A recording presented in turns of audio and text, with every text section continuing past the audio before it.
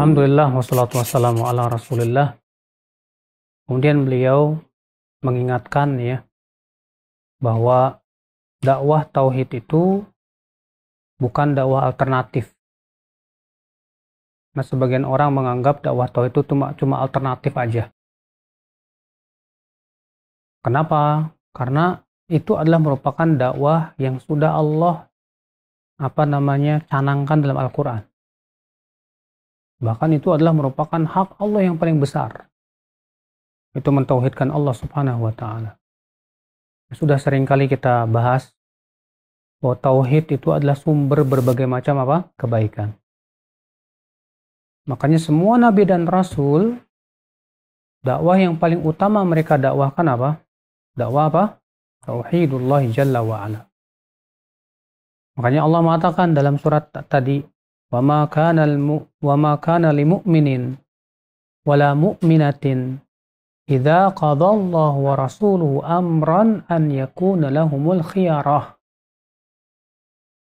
Tidak layak bagi seorang mukmin dan mukminah, ya, kalau Allah dan Rasulnya sudah memberikan keputusan, lalu ia mencari alternatif lain. Gak boleh. Sebab kalau kita cari alternatif lain, itu namanya apa? Kita belum percaya sama Allah dan Rasul. Itu namanya ada selain Allah dan Rasul yang solusinya lebih bagus. Itu sama saja mengatakan bahwa ada selain Allah dan Rasul yang ilmunya setara dengan Allah dan Rasul. Sekarang kalau kita ditanya, ada nggak yang lebih berilmu dari Allah? Tidak ada. Karena kita semua manusia punya keyakinan bahwa yang paling berilmu itu siapa? Allah. Sedangkan kita manusia diberikan oleh Allah ilmu sedikit saja. Berarti saudaraku sekalian, akhwal Islam, ya, karena kita punya keyakinan Allah yang paling tahu, Rasulullah yang paling tahu. Berarti kalau Allah dan Rasulnya sudah memberikan keputusan, kita tidak boleh cari alternatif yang lain. Makanya Allah tegas mengatakan dalam ayat tadi, وَمَا كَانَ لِمُؤْمِنٍ وَلَا مُؤْمِنَةٍ إِذَا قَضَى اللَّهُ وَرَسُولُهُ أَمْرًا أَنْ يَكُونَ لَهُمُ الْخِيَرَةُ. Tidak layak mukmin ataupun mukminah kalau Allah Subhanahu wa Ta'ala sudah memutuskan suatu perkara kemudian ia cari alternatif yang lain, tidak boleh. Nah, tauhid ya adalah hak Allah yang paling besar. Yang paling besar hak Allah adalah mentauhidkannya dan menjauhkan kesyirikan. Ini merupakan hak yang terbesar bagi Allah, bagi seorang hamba terhadap Allah Subhanahu wa Ta'ala. Maka dari itu Allah memerintahkan para rasul untuk mendakwahkan pertama kali apa? Tauhid. Dan Rasulullah menyuruh ketika mengirim para da'inya, Mu'ad bin Jabal, Abu Musa, dan yang lainnya, yang pertama kali mereka dakwahkan apa? Tauhid. Bagaimana sudah kita baca kemarin hadisnya, ketika Rasulullah SAW mengirim Mu'ad ke Yaman, maka Rasulullah SAW bersabda kepada Mu'ad apa? فَلْيَكُنْ أَوَّلَ مَا تَدْعُوهُمْ إِلَيْهِ syahadat la ilaha illallah. Hendaklah yang pertama kali kamu dakwahi, hai Mu'ad, yaitu agar mereka mentauhidkan Allah Subhanahu wa Ta'ala, agar mereka paham tentang la ilaha illallah. Makanya di zaman sekarang ya, kita pun harus demikian. Kalau ada orang yang berkata, kan di zaman sekarang kita kebanyakan mendakwahinya orang-orang Islam juga yang mengucapkan la ilaha illallah. Betul, tapi kebanyakan orang Islam di zaman sekarang tidak paham la ilaha illallah. Ya, buktinya kuburan-kuburan diagungkan selain Allah. Buktinya masih banyak kaum muslimin yang suka mistis-mistis, pergi ke dukun. Lihat di pantai-pantai yang namanya mereka yang mempersembahan untuk laut.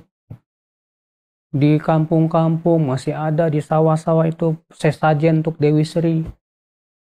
Di kampung-kampung masih ada itu bikin orang sesajen-sesajen. Di gunung-gunung masih, padahal KTP-nya Muslim. Ya. Kalau orang-orang musyrikin di zaman dahulu tidak mau mengucapkan la ilaha illallah, tidak mau. Kenapa? Karena mereka paham dengan bahasa Arab mereka yang fasih apa yang diinginkan oleh kalimat la ilaha illallah. Bahwa konsekuensinya mereka harus meninggalkan semua tuhan-tuhan dan tandingan-tandingan selain Allah. Kalau zaman sekarang enggak. Karena saking kurang pahamnya tentang makna la ilaha illallah. Ya, mereka mengucapkan la ilaha illallah, ya.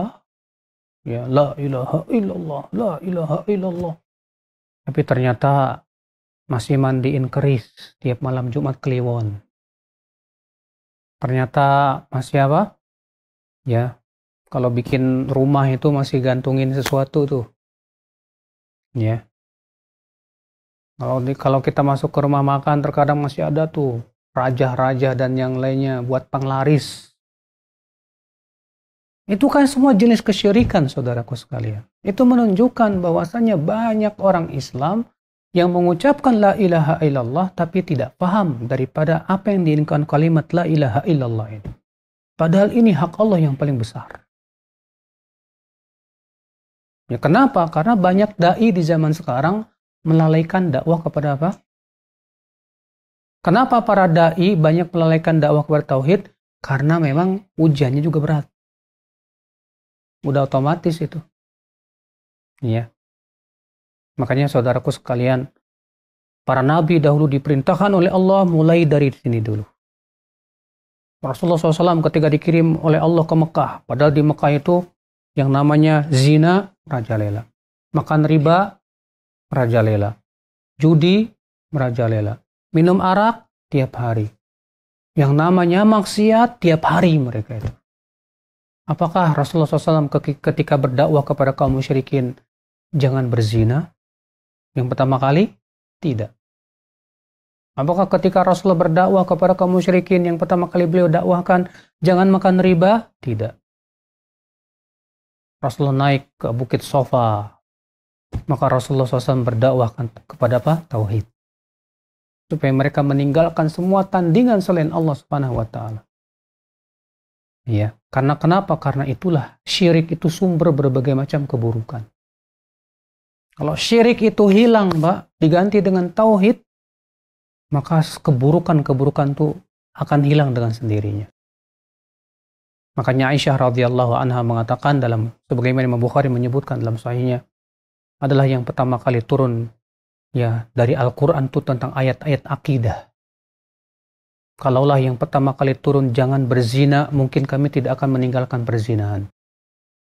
Kalaulah yang pertama kali turun jangan mencuri, mungkin kami tidak akan meninggalkan apa? Pencurian. Kenapa? Karena akidah belum ada. Makanya disinilah ya kita penting sekali untuk selalu memfokuskan kepada dakwah tauhid ini. Karena ini hak Allah. Dan itu manhaj yang tidak boleh diselisihi. Makanya beliau membawakan ayat tadi. Kenapa? Karena manhaj ini bukan manhaj alternatif, saudaraku. Manhaj para nabi itu bukan manhaj alternatif. Manhaj yang harus diikuti. Kita lihat di lapangan dakwah ada jamaah yang hanya memfokuskan pada daulah, ya khilafah. Ada lagi jamaah yang fokusnya kepada apa? Akhlak saja, nggak pernah bahas tauhid. Ada lagi yang fokusnya kepada ya kita katakan itu semua tidak sesuai dengan manhaj para nabi. Para nabi memfokuskan kepada akidah dulu, tauhid dulu, supaya manusia semua mentauhidkan Allah dan menjauhkan apa? Kesyirikan. Rasulullah SAW 12 tahun bayangkan di Mekah. Ya. Baru setelah hijrah ke kota Madinah baru disyariatkan syariat-syariat yang lainnya. Tapi hasilnya luar biasa, lihat. Setelah Rasulullah SAW 12 tahun berdakwah di kota Mekah, hasilnya luar biasa. Sami'na wa ata'na luar biasa. Ketika Allah turunkan ayat hijab, itu para wanita tidak pernah mikir, nggak pernah nanya. Kenapa sih harus pakai hijab, kan ke padang pasir panas. Tidak mikir dulu, mereka langsung ambil gorden-gorden itu langsung dipakai. Ketika Allah turunkan ayat arak, haramnya arak, mereka nggak nanya dulu, kenapa harus haram. Langsung mereka tumpahkan, bahkan di antara sahabat ada yang sedang minum arak ketika mendengar ayat itu langsung ditumpahkan waktu itu juga. Kenapa? Hasil dari tauhid. Akidah, saudaraku sekalian. Nah inilah Jadi ya, sekali lagi bahwa manhaj para nabi dalam berdakwah adalah memfokuskan dakwah tauhid. Karena itu adalah hak Allah yang paling agung. Bahkan itu merupakan syarat utama masuk surga. Syarat utama untuk mendapatkan syafaat Rasulullah SAW. Bahkan syarat utama untuk mendapatkan ampunan dari Allah Jalla wa'ala. Demikian wabillahi taufiq. Assalamualaikum warahmatullahi wabarakatuh.